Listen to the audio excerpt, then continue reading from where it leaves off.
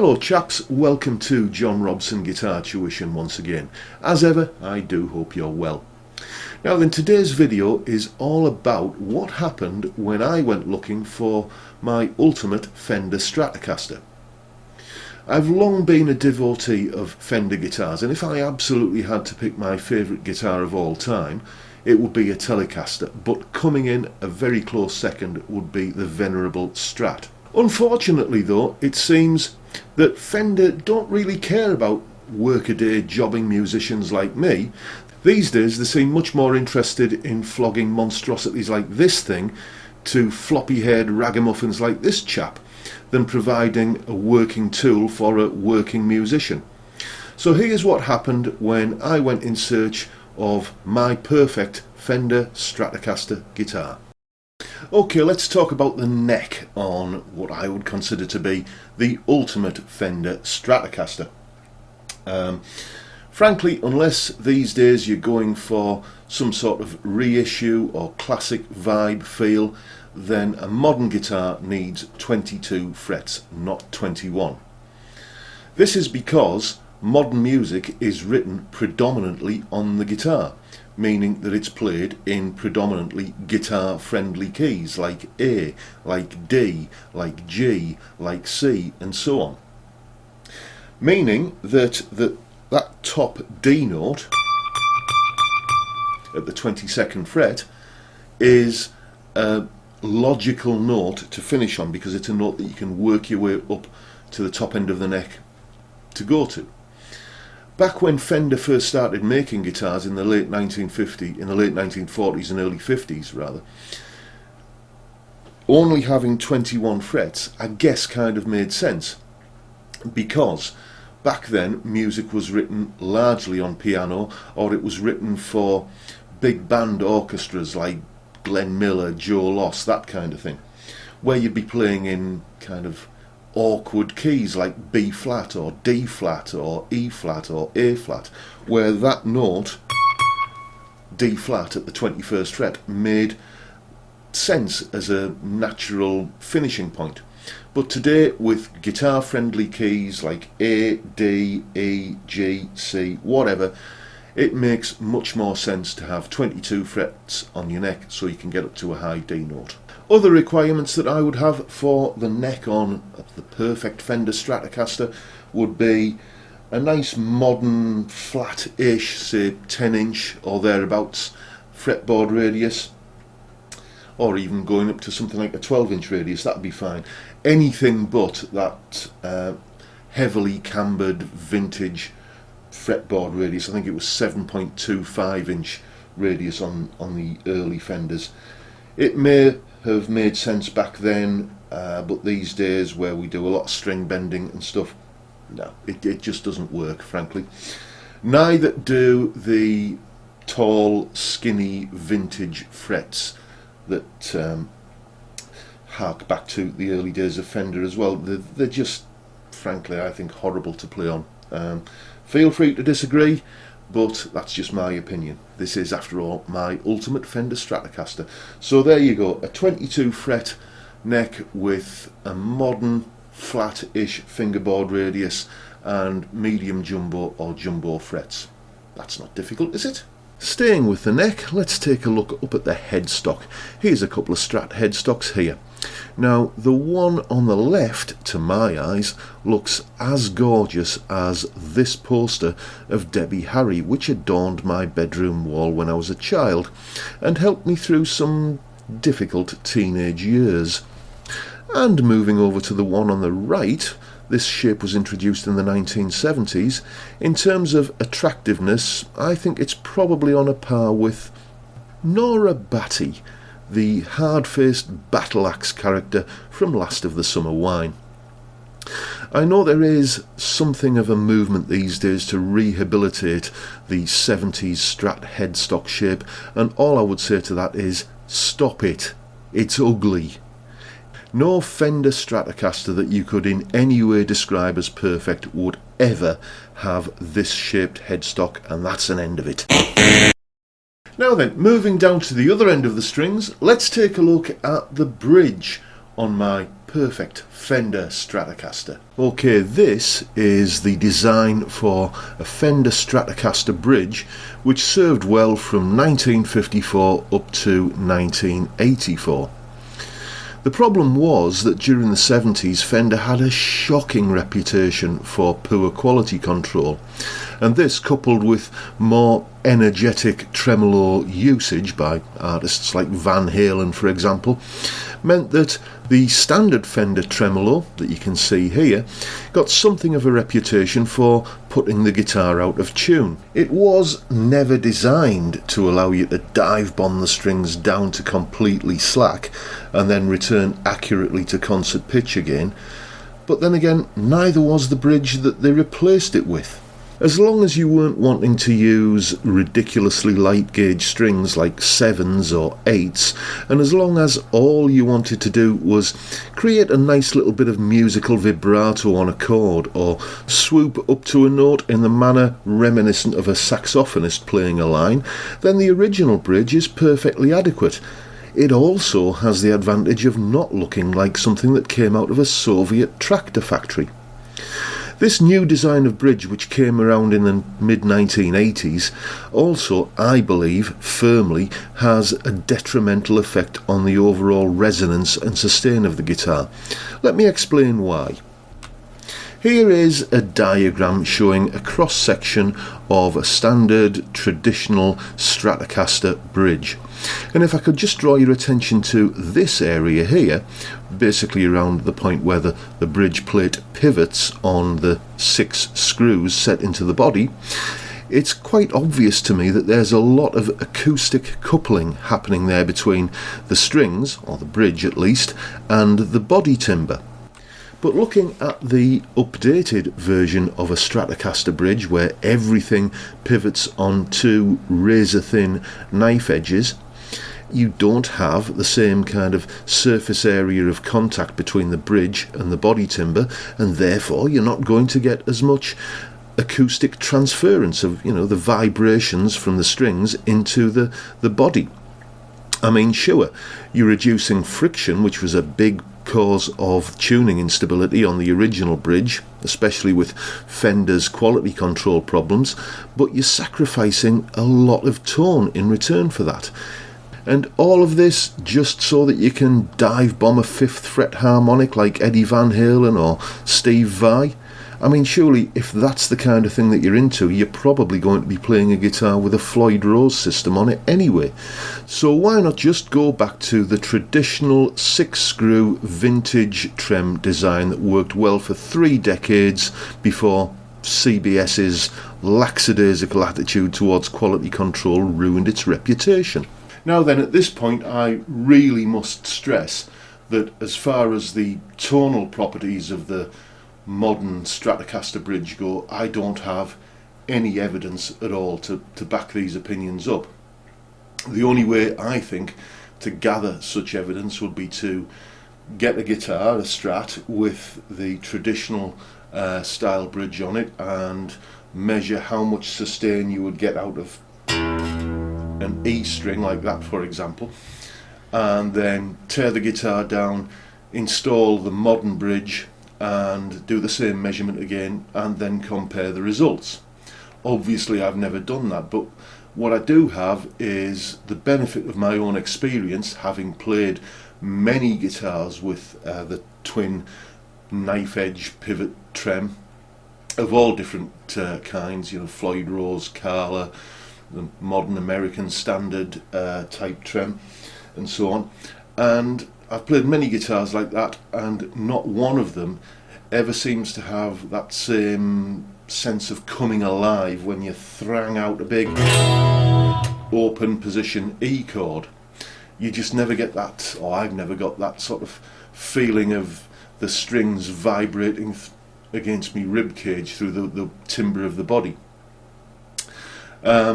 It also just seems common sense to me that the more surface area you have between the bridge where the strings are vibrating and the timbre of the body, then the more acoustic coupling you're going to get between the strings and the body timbre. I'm quite willing to be proven wrong on this, but for the moment, that is my opinion, and that is going to be reflected in my perfect Fender Stratocaster. And as I say, the modern bridge could be proven to be just as sustainful and toneful as the traditional bridge, but it still looks ugly, so I don't want it. Anyway, let's move on to pickups. Okay, pickups, electronics and other such shenanigans. Very, very simple requirements here. I need a humbucker at the bridge and 2 single coils, neck and middle position. That's it. I don't really care about the brand name on the pickups. I don't really care about technical specifications like DC resistance or anything like that. The only kind of slightly techie thing that I do stipulate is that I've never played a guitar with ceramic magnet pickups that I've been completely happy with the sound. Some ceramic magnet pickups are great for certain things, like the DiMarzio Super Distortion is a great high gain pickup, so is the Seymour Duncan Hot Rails. But for a good all-round pickup, where you want some sort of transparency in the clean tones, ceramic magnet pickups I don't think sound as good as Alnico magnet pickups. And you know, not all ceramic magnet pickups are bad pickups, but I think you will find that pretty much all bad pickups have ceramic magnets. And frankly, if you're paying £500 for or thereabouts for a made in Mexico Strat, oh sorry, yes, we're not supposed to call them made in Mexico Stratocasters anymore, are we? They are the Fender Standard Stratocaster. I think they're hoping that you don't notice that the word American isn't sat in front of the word standard, and you know, a little bit of subtle but I think quite cheeky rebranding going on there. You know, £500 for a guitar with, let's face it, budget guitar pickups in it. Fender, you're taking the piss. Sort it out, guys, come on. So yeah, it would have to be Alnico magnet pickups, and as long as I can get out of the neck pickup some kind of approximation of this tone,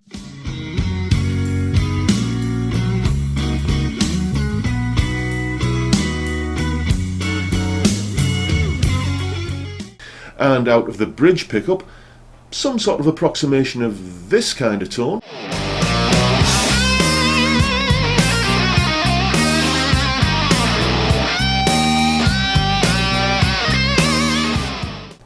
and somewhere in the middle of those two settings some sort of ballpark approximation of this kind of guitar sound.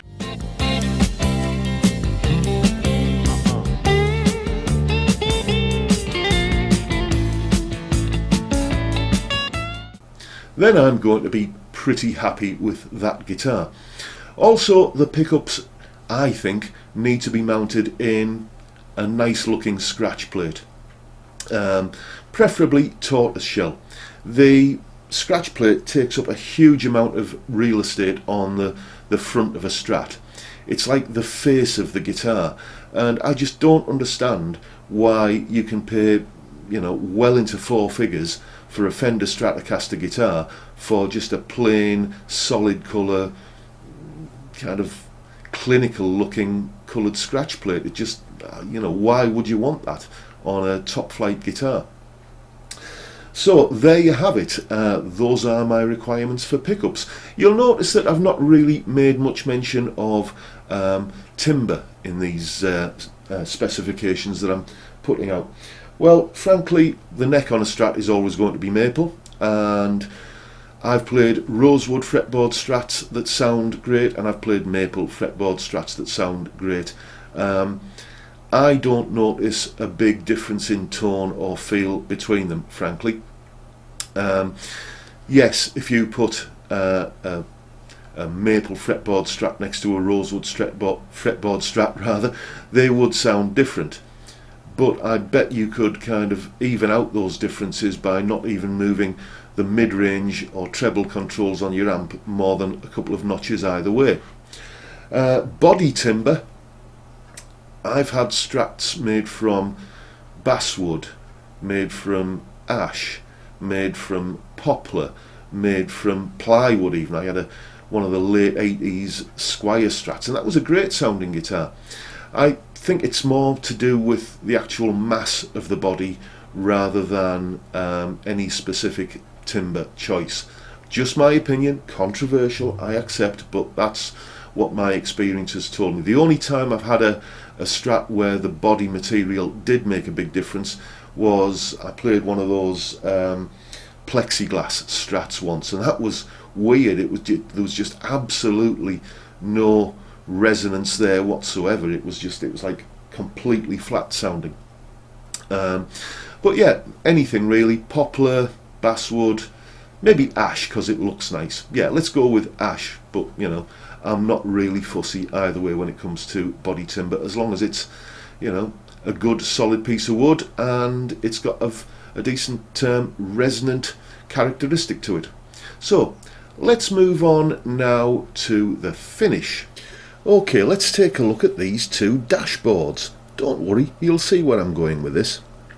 Now then, without knowing anything at all about automobiles, like me, which one would you say instinctively came from the Prestige motor, A or B? Now let's look at furniture. Here's a couple of desks, A and B. Which one would you expect to have to pay more for, and therefore be a more luxurious, opulent product? And now we'll move on to guitars. Here's a couple of acoustics, once again labelled A and B. Which one looks the more expensive, luxury, opulent, high-end product, would you say? Personally, I would always gravitate towards the product where you can see the natural grain of the wood that it's made from, if indeed it is made from wood in the first place. I mean, slap a solid coloured opaque paint over the top of it and you're never going to know. For me, it has to be kind of a natural wood grain finish with some kind of finish that brings out the beauty of that, like a subtle sunbursting or something. I'm not a big fan of a lot of the more opulent looking sunburst finishes where you get like a purple burst or a blue burst or anything like a crimson burst or anything like that.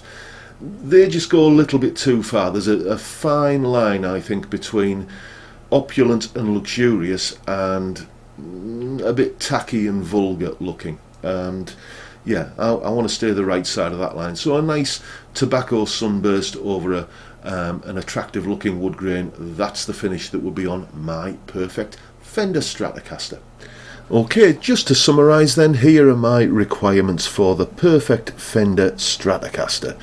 As you can see, I need a 22 fret modern neck, by which I mean a nice flat fingerboard radius and medium jumbo or even jumbo frets. I prefer the vintage shaped headstock. I much prefer the look and the sound of the traditional Strat bridge. I want humbucker and 2 single coil Alnico pickups. The guitar needs a sunburst finish and topped off with a tortoiseshell scratch plate. Now the question we have to ask is, do Fender make this guitar? Well, the answer seems to be a resounding no. After a good while spent on the Fender website, which is more difficult to navigate than the Crystal Maze, to be honest with you, but that's another issue, I ended up finding the entire range of 2018 Fender Stratocasters, and there isn't one guitar on there which matches these, I don't think, particularly exacting requirements. The closest one I could find was this one. It's the American Elite Series Strat. As you can see, I've got the correct headstock, I've got the correct neck, I've got the correct pickups, I've got the correct scratch plate, but I still have to put up with the modern twin point vibrato, which I don't like, and I can't have a sunburst finish. Oh, hang on, yes I can. It's available in 3-colour sunburst. Here it is, and now I lose the tortoiseshell scratch plate. And I still have the bridge that I don't like. All is not lost though, because I heard of something called the Fender Mod Shop, where you can basically go onto Fender's website, and once you've navigated your way there, you can design your own perfect Fender guitar. here's how I got on. Okay, so here we are at the Fender Mod Shop.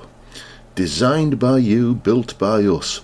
Fender's Mod Shop gives you the chance to create a factory customized guitar or bass that's as unique as you are. Select your components and we'll create it for you. Ships within 30 days. Choose a model to get started. Well, I think it has to be the Stratocaster, so let's click on Design Now. And yep, here we go. It's not taken us to a page where I can design my ultimate Stratocaster. It's taken me to a page where I can see the Fender American Original series. Maybe the design features are in here. Let's learn more. Nope. And look at this. The first thing that it shows me on the page where I should be designing my ultimate Stratocaster is a feature about a Telecaster. Yeah, Fender, I think you have some work to do on your website, guys. I wasn't going to be put off that easy. I decided to hell with it. Even if I can't order the guitar, I'm still going to design my perfect Fender Stratocaster. So I fired up Photoshop and this is what I came up with. Okay, as you can see, here is my perfect Fender Stratocaster, which took me about 15 minutes or so to cobble together in Photoshop. It has everything that I would look for in a Strat. The correct sunburst finish, the correct tortoiseshell scratch plate, the correct vintage style bridge, the correct 22 medium jumbo fret modern radius neck, topped off with the correct elegant vintage traditional style headstock, and finally the correct humbucker single pickup configuration. Now, if this took me about a quarter of an hour to put together in Photoshop, I find it a bit difficult to believe that Fender couldn't make this guitar, and I also believe it would fly out of the dealerships. It's such an obvious combination of features. So the question is, why aren't Fender making this guitar? The answer is, I just don't know. It's as if Fender don't want you to own a guitar with their name on it that has this combination of features. They'll tell you that you can go to their website and design your perfect Fender guitar, and then when you get there, it turns out you can't. It can't be anything cost related producing a guitar with this specification, because budget manufacturers are doing it all the time. Here's one. This is the JHS Vintage V6 Custom Spec. This pretty much has everything that I would look for in a Strat style guitar. It doesn't have the tortoiseshell scratch plate, admittedly, but what it does have, and you can't really see this in the picture, is it has a pearloid scratch plate, which would do. Certainly for a recommended retail price of £339, I don't think you can go far wrong with a guitar like this if you're looking for a good workhorse Strat that will cover all bases. Let's not forget that these vintage guitars also have Wilkinson hardware and pickups. Now, Wilkinson is a brand of guitar components that have been around a long time, and back in the 90s you would find their gear on some seriously high-end guitars like Patrick Eggle, a real UK boutique guitar builder. Sadly no longer around, I don't think. Anyway, the point is that it's good quality hardware and shouldn't be kind of written off just because you tend to see it on budget end guitars like the vintage range. So there you have it. That is my perfect Fender Stratocaster guitar, which apparently Fender don't make. So I won't be spending any money on a Fender guitar anytime soon. That's the long and the short of it. And I really don't believe that I'm the only person who would kind of come to that conclusion. Anyway, that's it for today, folks. I hope you've enjoyed this video, and if you have, please hit the subscribe button. That way you'll get to see more of them. If you live on Teesside in the northeast of England and you would like some tailored one-to-one guitar tuition, then get in touch with me via the details at the end of this video. Or even if you don't live on Teesside, get in touch, because I also do lessons via Skype. And before I go, I'll just take a moment to give a plug for my couple of albums that are out at the moment. The Whiskey Made Me Do It and Handles for Folks, which are available from all major platforms or via my website, where you'll find a link below this video. Both albums are chock full of tuneful, melodic, bluesy, shreddy rock guitar playing, which I'm sure you'll love, so check them out. And with that, I'll wish you all a good day. Bye for now. See you next time, folks.